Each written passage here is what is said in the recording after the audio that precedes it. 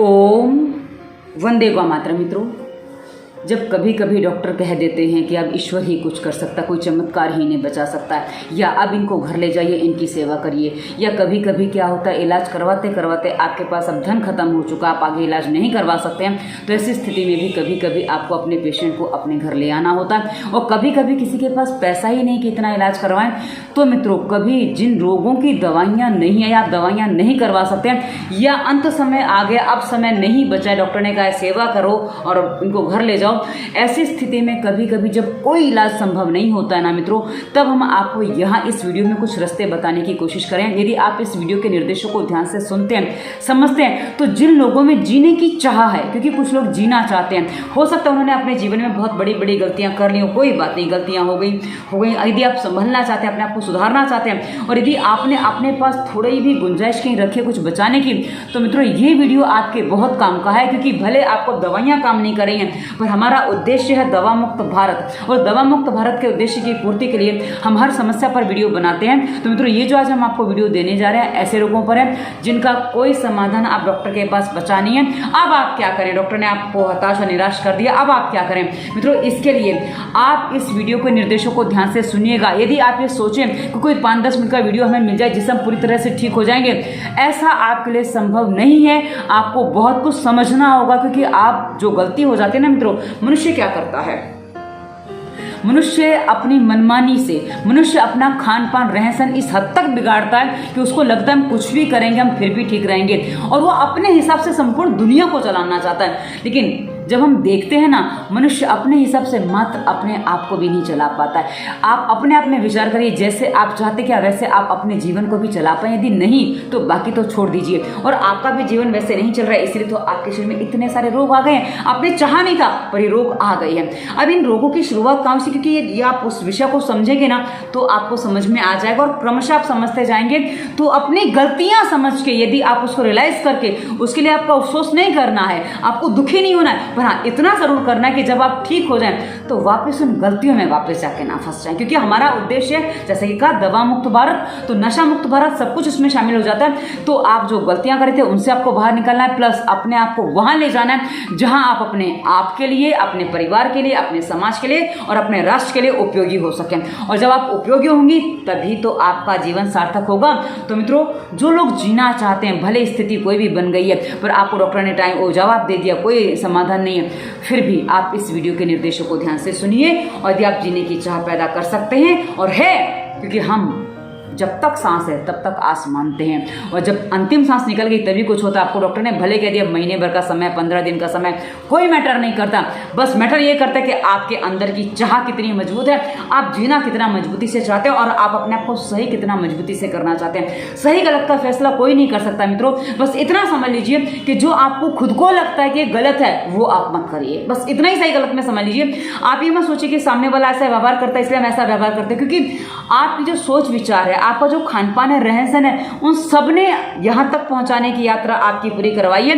तो वहां से आपको अपने आप को बदलना होगा, सोच समझ विचारधारा से। कि जब आपके पास समय नहीं है, जब डॉक्टर ने कह दिया समय नहीं है, तो आप ये मान लीजिए कि जब समय ही नहीं बचा है तो आप करना क्या चाहेंगे और कर क्या पाएंगे। इसलिए अब अपने आप को स्वस्थ बनाने में अपने मस्तिष्क को, अपने मन को लगा दीजिए, अपनी सारी कार्यवाहियों को, गतिविधियों को लगा लीजिए, ताकि आप अपने आप को स्वस्थ बना पाएं। और सबसे पहले अपने विचारों को सही करिए। विचारों को सही कहां से करना है? आपको इतना ही करना है कि सबके साथ वैसा ही व्यवहार करिए जैसा आप अपने लिए चाहते हैं, बस, और कुछ मत। यहां आपका गुस्सा भी शांत हो जाएगा यदि आप ये कर लेते हैं तो।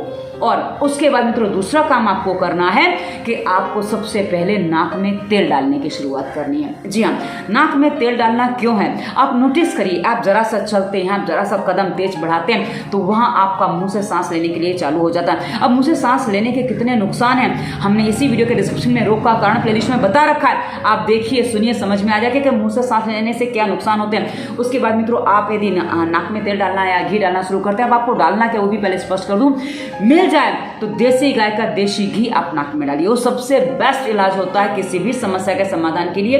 ये आपके दिल को, मस्तिष्क को, सबको शांत करता है, ठंडा करता है और आपको बहुत अच्छी तरावट देता है और आपको अच्छी नींद भी लाता है। और यह आपको कितनी बार डालना है मित्रों, हर 2 घंटे में आपको एक बार नाक में जो 4, 6, 8 बूंद यदि आप डालेंगे ना, आपको अभ्यास पड़ जाएगा तो आप 8-10 बूंद, आधी चम्मच भी पी जाएंगे, कोई समस्या नहीं है। हाँ, घी आपको नाक से पीना, और मैंने वीडियो में पी के दिखाया है, करीब 30-40 बूंद मैंने ड्रॉपर से डाला, आप देख सकते हैं। वीडियो डिस्क्रिप्शन में स्वास्थ्य नियम प्लेलिस्ट में वो भी वीडियो आपको मिलेगा। डिस्क्रिप्शन में आपको पूरा देखना है, तब आपको समझ में आएगा कि आपने कहाँ क्या गलती की है। मैं पहली बार अभी बता रही, इसको मैं बार बार बताऊंगी ताकि आपको डिस्क्रिप्शन देखना ये याद रहे।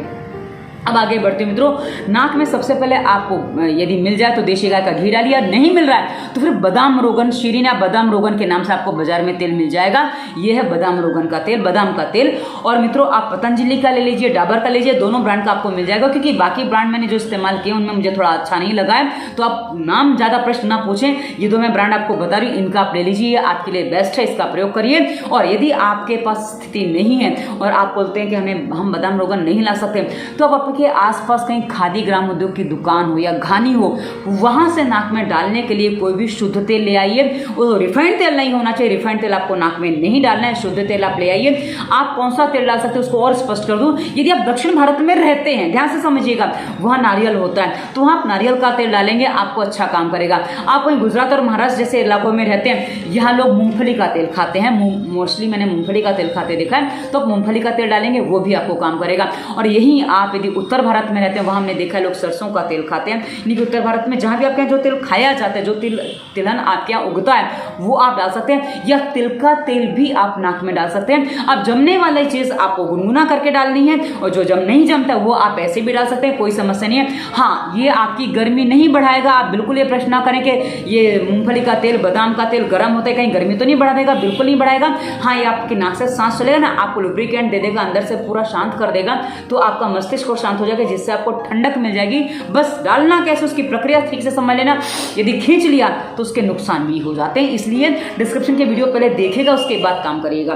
तो स्वास्थ्य नियम के प्लेलिस्ट के पूरे वीडियो देखने पर मैं दूसरी बार बोल रही हूँ। अब आगे बढ़ते हैं मित्रों, दूसरा काम आपको जो करना है, पानी बढ़ाना है। तीसरा काम है, ये पहले विचार सही करने हैं, दूसरा नाक में तेल डालना है, घी डालना है, और तीसरा अपना पानी बढ़ाना है। अब पानी क्यों बढ़ाना है मित्रों, आप नोटिस करिएगा, जब आपके शरीर में कोई रोग पहली बार आया था, जब आपने दवाइयां खाना शुरू किया था, उस समय आपको डॉक्टर ने 1-2 बार कहा होगा पानी बढ़ाओ, पानी बढ़ाओ, क्योंकि पेट जब साफ नहीं होता अक्सर डॉक्टर बोलते हैं पानी बढ़ाओ। तो मित्रों जब आपको पानी बढ़ाने को कहा गया था, आपने एक आध गिलास थोड़ा 2-4 घूंट बढ़ा दिया, आपको लगा हमने पानी बढ़ा दिया, नहीं, आपको पानी समझ में ही नहीं आया कि कितना बढ़ाना था, क्योंकि डॉक्टर कभी ये बता नहीं पाता कि आपको कितने लीटर पानी पीना है, पर वो कह देता पानी बढ़ाओ। तो मित्रों हम आपको बताते हैं आपको कितना पानी पीना चाहिए, आपके वजन अनुसार पानी होता है, और आपके शरीर में अभी बहुत बड़े रोग हैं, तो ऐसी स्थिति में आपको वजन बटा 10, यानी कि वजन आपका जितना है उसको 10 से भाग दे दीजिए, जितना बचे उतना लीटर पानी आपको पीना होता है। ये पानी का सामान्य नाप है। अब ऐसी स्थिति में जहां आप हैं, यदि आपका शरीर मोटा, क्योंकि कोई लोग मोटे भी होते हैं, पर कुछ लोग बहुत पतले होते हैं, दुबले पतले होते हैं, तो दुबले पतले यदि आप हैं तो आपको पानी बहुत ज़्यादा नहीं पीना, बहुत ज़्यादा नहीं बढ़ाना है, क्योंकि आपका यदि 40 किलो वजन है तो आपका पानी 4 लीटर ही बनता है, पर यदि आपका 100 किलो वजन है, 80 किलो वजन है, तो आपका 8-10 लीटर पानी बनता है, क्योंकि 80 किलो पे 8 लीटर, 100 किलो पे 10 लीटर पानी बनता है। तो ऐसी स्थिति में आपसे इतना पानी यदि ना पिया जाए तो मित्रों उसमें आपकी लिक्विड डाइट भी शामिल है, जो हम आगे बताएंगे ना, जूस और सूप जो आगे बताएंगे वो भी उसमें शामिल होगा, तो आप वो साथ में लेंगे, वो उसमें लिक्विड में पानी में ही गिना जाता है। क्योंकि जैसे आप मैंने ये पेठे का सूप बना के रखा है, पेठे का सूप है एकदम पतला, आप देख सकते हैं, तो ये जो सूप है ना, सूप नहीं सॉरी जूस है ये, तो जूस है ये, पेठे का जूस है, पानी जैसा ही है। यदि आप पेठे का सूप बनाते हैं तो वो आधा लिक्विड और आधा उसमें ठोस पदार्थ होता है, तो उसको हम 70% पानी में गिनते हैं और 30% हम उसका ठोस भाग गिनते हैं, तो आप उसको उस तरह से मान लीजिए, तो आप वो लेंगे तो उसमें भी आपकी समस्या नहीं आएगी। आपको मैं बता दूं, यदि आप वजन ज़्यादा है तो आप क्या करिए, आपको भूख भी ज़्यादा लगती होगी, खाने की चीज़ें भी ज़्यादा चाहिए होती होंगी, तो आप पानी करीब 4-5 लीटर तक पानी पी लीजिए, और बाकी आप फलों के रस हैं जो हम आपको आगे बताएंगे, वो जूस वगैरह सूप वगैरह ले लीजिए, तो आपके पानी की पूर्ति हो जाएगी और आपको पानी की कमी नहीं पड़ेगी। तो मित्रों आपको पानी कितना पीना है, वजन बटा 10, क्योंकि ये अभी आप रोगी हैं, ऐसी स्थिति में आपको इसके अलावा दूसरा विकल्प नहीं है। हाँ, थोड़ा बहुत कम करेंगे चलेगा, पर जिनका वजन कम है वो बिल्कुल कम नहीं कर सकते, उनको वजन वजन बटा 10 ही करना है। हाँ, सूप वगैरह लेंगे उसमें शामिल हो जाएगा, जूस लेंगे उसमें शामिल हो जाएगा। हाँ, सूप ले रहे हैं तो मैंने कहा ना 70% पानी पकड़ना है, 30% उसको अदर पदार्थ पकड़ना है। पर आपको 40 किलो वजन था तो 4 लीटर पानी आपका बनता है, वो आपको पीना ही है, उससे कम आपको नहीं चलेगा। ज़्यादा भी नहीं करना है, ज़्यादा करेंगे तो अति हो जाएगी, वो भी आपको नुकसान करेगा। पर कम भी नहीं करना, 3.5 से कम नहीं जाना चाहिए और 4.5 से ज़्यादा नहीं जाना चाहिए। जिनको 40 किलो वजन है तो आधा किलो का मार्जिन, आप आधा लीटर का मार्जिन पकड़ सकते हैं, कोई समस्या नहीं होती उसमें। तो ये पानी का लेवल आपको समझ में आ गया होगा। अब आपको आगे चीज़ बता दूं मित्रों, खाने में आपको क्या खाना है। तो आपका जो भोजन आप करते हो ना मित्रों, वो आपकी एनर्जी कंज्यूम करता है पचाने के लिए। तो अभी आपके शरीर में जो भी स्थिति बन गई, गांठ है, ट्यूमर है, या कहीं कोई अंग सड़ गया, कुछ भी हो गया, XYZ कुछ भी है, कोई भी रोग है, कहा ना अंत में डॉक्टर ने आपको बोल दिया आपके पास समय नहीं है, आपका कोई इलाज नहीं हो सकता, आप इनके लिए प्रार्थना करो वगैरह वगैरह जो आपको कहा है। किसी भी रोग में डॉक्टर जब ये बात कह दे तब हर रोग पे लागू होता है मित्रों। तो अब आपको क्या करना है, आपको अपनी डाइट में अन्न हटा देना है। जी हाँ, अन्न हटा देना। यदि आप अपनी डाइट से अन्न को हटा देते हैं तो कहा ना अन्न को पचाने में सबसे ज़्यादा समय लगता है, तो आपका अन्न पचाने का समय आपकी डाइट से हट जाएगा।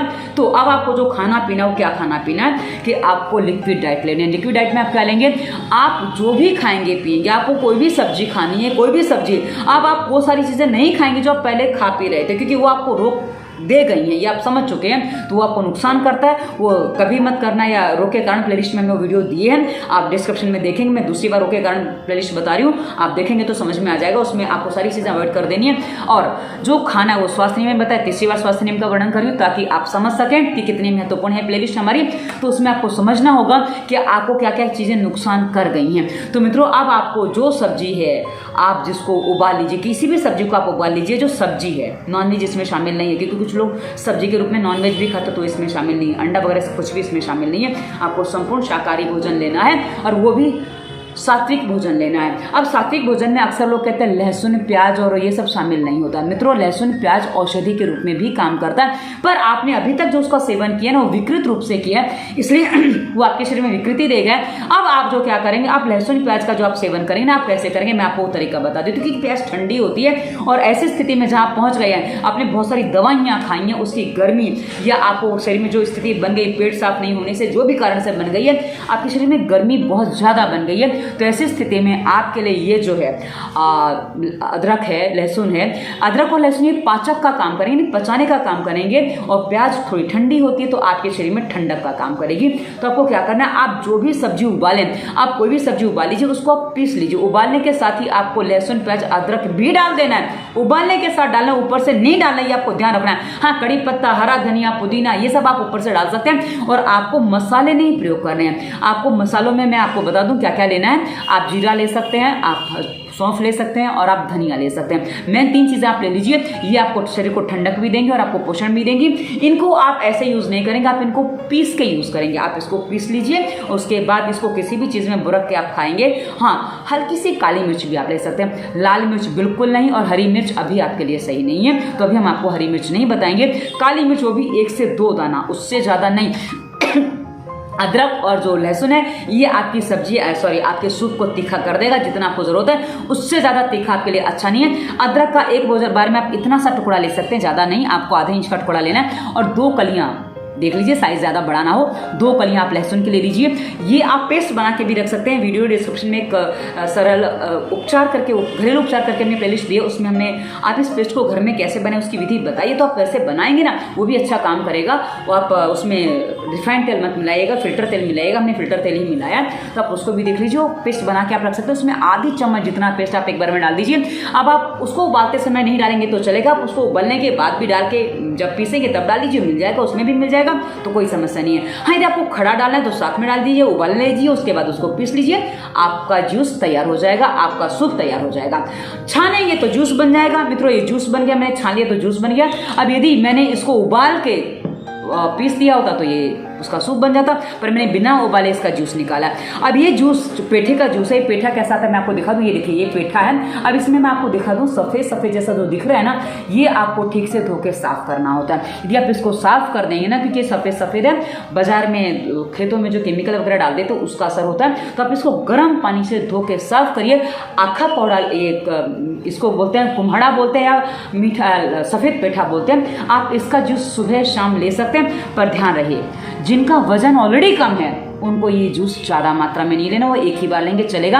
आप सुबह ले लीजिए, आप 200 ml जितना एक बार में ले लीजिए, आपको पर्याप्त और लगे तो 2 बार ले लीजिए, 200 ml, 150 ml 2 बार सुबह शाम का लीजिए, पर खाली पेट लीजिए। आपके अंदर से टॉक्सिन्स भी निकालेगा, साथ में आपकी सहायता भी करेगा, आपका पेट साफ करेगा, आपकी कब्ज कॉन्स्टिपेशन या जो भी आपको हो या क्या कहते हैं वो पाइल्स वगैरह जो भी समस्या है, इन सब में शरीर को ठंडक देने में आपकी बहुत अच्छी सहायता करेगा।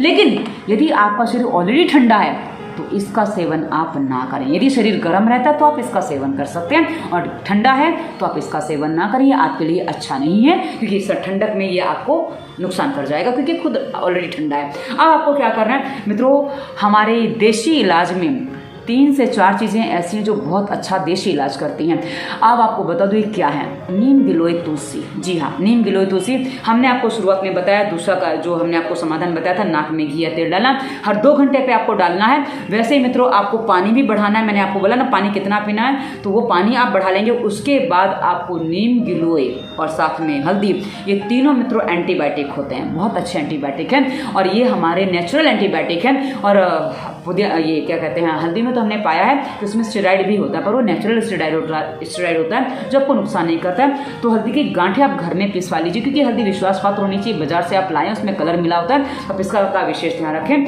तो गिलोय की आपके पास बेल है तो दिक्कत नहीं, समस्या नहीं है। यदि नीम लाना है, नीम किसी से मत मंगवाइए, आप कहीं भी गाँव की तरफ चले जाइए, नीम के पेड़ दुनिया भर के आपको मिल जाएंगे।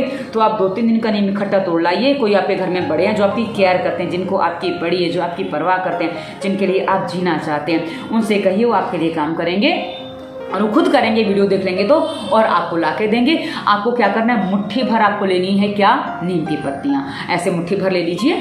और उसके बाद आपको क्या करना है, हल्दी की एक कितनी सी गांठ लेनी है, 1 बार का डोज मैं आपको बता रही हूँ। और उसके साथ ही आपको 1 गिलोय की घनवटी, यदि गिलोय की बेल है तो वो भी आप इतनी लंबी लकड़ी गिलोय की बेल की ले सकते हैं। पत्तियाँ लेनी तो आप करीब मुट्ठी भर पत्तियाँ ले लीजिए, या आप 1 गिलोय घनवटी ले लीजिए, वो भी आपको वैसा ही काम करेगी, क्योंकि गिलोय की बेल ज़्यादातर लोगों के पास नहीं मिल पाती, तो मैं आपको बता रही हूँ। और हल्दी आपको शुद्ध लेनी है, गांठें ले आए तो ज़्यादा अच्छा, और गांठें घर में उगा लें तो ज़्यादा अच्छा है। हल्दी उगा लो तो उग जाती है, बड़ी जल्दी उग जाती है, कि आप हरी हल्दी बाजार में मिल जाती है, जैसे अदरक मिलता है ना, वैसे हल्दी भी मिल जाती है, तो वो भी ले आइए, आप घर में लगा दीजिए, उग जाती है। उसके पत्ते बड़े काम आते हैं, उसके पत्ते भी आप इसमें इस्तेमाल कर सकते हैं, तो आप ये घर में लगा सकते हैं। तो आप क्या करिए, इसका आप ले लीजिए, और इसको आपको क्या करना है, मुट्ठी मुट्ठी लिया, इसको पीस लीजिए। हर 2 घंटे में, 3 घंटे में आपको इसका 1 बार रस, या आप इसको चबा के तो नहीं खा पाएंगे, क्योंकि बहुत कड़वा तीखा हो जाएगा तो नहीं खा पाएंगे, मुंह का स्वाद बिगड़ जाएगा। तो इसका करीब आपका ये मान लो आपका करीब 50 ग्राम रस इसमें से निकल आएगा। तो 50 ग्राम रस आपको हर 3 घंटे में पी लेना है। जी हाँ, हर 3 घंटे में आपको 50 ग्राम जूस पीना है। ये आपके बॉडी को अंदर से मजबूत बनाएगा। और यदि आपके शरीर में ठंडक ज़्यादा है और आप ये सूप जूस भी पीना चाहते हैं कोहड़े का, यानी कि सफ़ेद पेठे का, और साथ ही आप क्या आपको लगता है कि फ़ायदा करेगा, तो आप इन्हीं जो हमने 3 चीज़ें बताई ना, इसमें थोड़े तुलसी के पत्ते भी डाल लीजिए। 11 से 21 आप तुलसी के पत्ते भी डाल सकते हो, क्योंकि तुलसी के पत्ते में गर्मी होती है, वो गर्मी बढ़ाते हैं। तो आपका शरीर जो ठंडा हो रहा था ना, वो आपको हीट देगा, गर्मी देगा, तो आप पेठा भी ले पाएंगे। और पेठे में मिला के भी आप लेंगे, पेठे का जूस यदि आप बना रहे हैं ना, उसमें जूस में मिला के भी आप यदि तुलसी के पत्ते ले लेते हैं, तो ये भी आपको थोड़ा एनर्जी और गर्मी देने का काम करेंगे, वो अच्छा काम करते हैं। और मित्रों, ये हमने आपको एक प्रयोग बताया। दूसरा प्रयोग आपको बता दूं, गेहूं का ज्वारा। गेहूं से बेटर होता है जौ का ज्वारा, क्योंकि ज्वारा नाम ही जौ से पड़ा है, तो ज्वारा जौ का होता है, पर हम गेहूं के ज्वारे की ज़्यादा बात करते हैं। इसलिए आप गेहूं या जौ किसी भी एक चीज़ का ज्वारा ले लीजिए। आपको क्या करना है, 7 बर्तन लेने हैं, उसमें 7 में आपको ज्वारा लगा देना है। और जहाँ 7वां दिन आएगा, 8वें दिन आपको पहले वाले के काट के ले लेने हैं। आप काटेंगे, उसको मिक्सर में डाल के आप जूस निकालेंगे, और उस जूस को आपको पीना है। ये 10 से करीब 20 से 30 ml जितना जूस आपको लेना है, रोज़ आपको लेना है। ये जूस भी खाली पेट आप ले सकते हैं। आप सारी जूस मिला के भी ले सकते हैं, कोई समस्या नहीं है। जैसे आपने पेठा लिया, पेठे में आपने वो भी मिला लिया, कोई समस्या नहीं, आप साथ में मिला के भी ले सकते हैं। तो मित्रों, गेहूँ के ज्वारे के भी अलग बहुत सारे फ़ायदे, मैं सारे फ़ायदे इसमें बताऊँगी ना तो वीडियो बहुत लंबा हो जाएगा। तो आप अपनी डाइट में ये चीज़ें शामिल करिए। आप अन्न खाना चाहते हैं, यदि आपका अन्न खाने का मन कर रहा है, रोटी खाने का मन करे, क्योंकि हमारा मन है ना बड़ा विचित्र होता है, वो चीज़ें खाने का मन करता है जिसका हमने अभी तक अभ्यास बना रखा है। तो आप सूप के साथ रोटी ले लीजिए। आप जो सूप बना रहे हैं, रोटी कैसी लेनी है, आपको रोटी जो लेनी है ना मित्रों, स्वास्थ्य नियम हम आगे वीडियो दे देंगे, अभी नहीं दिया है, 1-2 दिन में हम वो भी डाल देंगे, तो आपको वीडियो मिलेगा। आपको कैसा आटा पिसवाना है, वो आटा आपको पिसवाना है। उसमें आपको जौ, गेहूँ, चना, और मिल जाए तो रागी संपूर्ण एल्कलाइन डाइट है, क्योंकि मित्रों आपके शरीर में टॉक्सिन्स बढ़ते हैं तो रोग बढ़ते हैं। तो आप एल्कलाइन डाइट लेंगे तो आपके रोग अपने आप शमन होने लग जाते हैं। तो आपको एक रोटी इतनी सी, क्योंकि उसकी रोटी पतली नहीं बनेगी, मोटी बनेगी, इतनी मोटी कई रोटी बनती है उसकी उस आटे की, तो आप उसकी इतनी सी रोटी पर, हाँ आपको रोटी बहुत चबा के खानी है, बहुत चबा के, इतना चबाइए कि वो पानी की तरह उतर जाए। जैसे पानी पीते ना, जैसे आप सूप पी रहे हो वैसे आपकी रोटी भी उतर जाए। तो जल्दबाजी में रोटी मत खाइएगा। हाँ पहले आप सूप पी लीजिए पेट भर के, उसके बाद उतनी रोटी खाएंगे तो आपका मन और पेट दोनों भरेंगे। आप खाली पेट खाने जाएंगे ना तो उतनी रोटी से आपका मन नहीं भरेगा, और मन भरना भी जरूरी है, इसलिए पहले भरपेट सूप पी लीजिए, उसके बाद उतनी रोटी खाएंगे तो आपका मन और पेट दोनों भरेगा और आप मन को संतुष्टि दे पाएंगे। जब आप संतुष्ट होंगे ना तभी आपका मस्तिष्क प्रसन्न होगा, और जब मस्तिष्क प्रसन्न होगा ना मित्रों तभी वो अच्छे हार्मोन्स रिलीज करेगा। जो आप अच्छे हार्मोन है वो आपके थायराइड को बैलेंस करेगा। वैसे थायराइड को बैलेंस पेठे का रस भी करता है, तो आप वो लेंगे तो आपके हार्मोन्स बैलेंस करेगा, आपका थायराइड बैलेंस होगा, तो ये आपको वापस रिकवर होने में आपकी पूरी सहायता करेगा मित्रों। पर ये सारी बातें आपको समझनी पड़ेंगी यदि आप जीना चाहते हैं। तो आप सोचे कि नहीं, अरे इतना सब झंझट कौन करेगा। यदि जीना है तो झंझट करनी है। आप याद करिए कि आपने किस हद से अपने आप को बिगाड़ा था, क्या क्या चीजें करके आपने अपने आप को बिगाड़ा था। यदि आप वो याद करेंगे ना मित्रों तो आपको समझ में आएगा। उससे कहा ना, निराश नहीं होना, हताश नहीं होना है, बस आपको उससे सीखना है कि जब इस हद से मैंने बिगाड़ा है अपने आप को तो उसको सुधारने के लिए मुझे कुछ ऐसे प्रयत्न भी करने होंगे जो मेरी हद पार कर जाएंगे। तो करिए ये सारे प्रयत्न यदि आपको जीना है तो, और करिए ये सारी चीजें यदि आपको जीना है तो। और जीना है क्योंकि कुछ करना है, जीवन का उद्देश्य है। तो जो अभी तक आप पूरा नहीं कर पाए, आपने अपने जीवन के उद्देश्य को न जाने कितने घटियापन में गुजार दिया और अब आप परेशान हो रहे हैं, अब आप पछता रहे हैं। तो पछताइए मत मित्रों, पछताने से कुछ नहीं होता। कर्म करेंगे तो फल अवश्य मिलेगा, जैसा करेंगे वैसा मिलेगा। जैसा पहले कर्म किया था वैसा फल अभी मिल के सामने आया है, तो अभी कर्म को बदलिए, दिशा सही करिए और अपने फल को वापस आप बदल सकते हैं। अब मित्रों जब आप ये लेना शुरू करेंगे, हफ्ते से 10 दिन में आपको थोड़ा सुधार मिलेगा। उसके बाद धीरे धीरे प्राणायाम पर आइए। हमने आगे प्राणायाम की प्लेलिस्ट भी दी है, प्राणायाम कैसे शुरुआत करनी है आपको हमने सारा विस्तार से बताया। कैसे आपको बैठना है, बैठ नहीं सकते तो आप लेट के कैसे कर सकते हैं, सांसों पे ध्यान कैसे करें। आप लेटे ही है कोई बात नहीं, लेटे लेटे सांसों पे ध्यान करते रहिए। उसके बाद धीरे धीरे आप उठ के बैठ पाएंगे, प्राणायाम भी कर पाएंगे और धीरे धीरे मुद्राओं के साथ में अभ्यास करिए, क्योंकि मुद्रा की प्लेलिस्ट भी हमने दी है। और कर पाए तो कुछ आसनों के अभ्यास भी हमने बताया, बैठे बैठे लेटे लेटे आप आसन का अभ्यास कर सकते हैं। कैसे कर सकते हैं हमने जब आसन के वीडियो बनाए उसमें अलग अलग बताया कि आप कौन सा आसन कैसे कर सकते हैं। तो करिए मित्रों, आप जो कर पाएंगे करेंगे ना तो ही आप स्वस्थ हो पाएंगे। अपनी पूरी ताकत झोंक देनी है अपने आप को स्वस्थ बनाने में। जैसे आपने पहले अपनी पूरी ताकत झोंकी थी ना अपने आप को बर्बाद करने में, तभी आप यहाँ तक की यात्रा कर पाए। और नहीं, वो आपने वैसा नहीं किया, कभी कभी गलतियों से भी हो जाता है, हमें जानकारी नहीं होती, उस गलती से भी हो जाता है। तो कोई बात नहीं है ना, गलती तो हमसे की है ना, तो हमें सुधारनी है, तो सुधार लो, सारी चीजें सही हो सकती है मित्रों।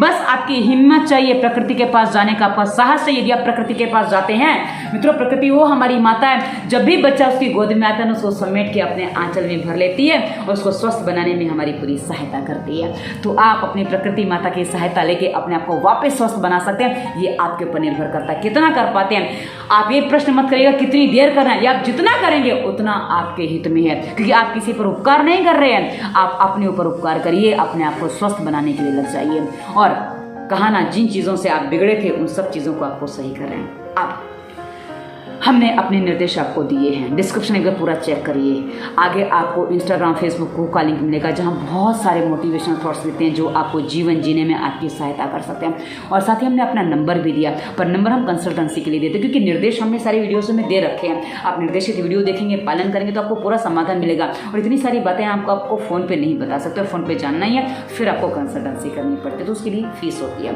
तो ये वीडियो आपको कैसा लगा उसे बताइएगा।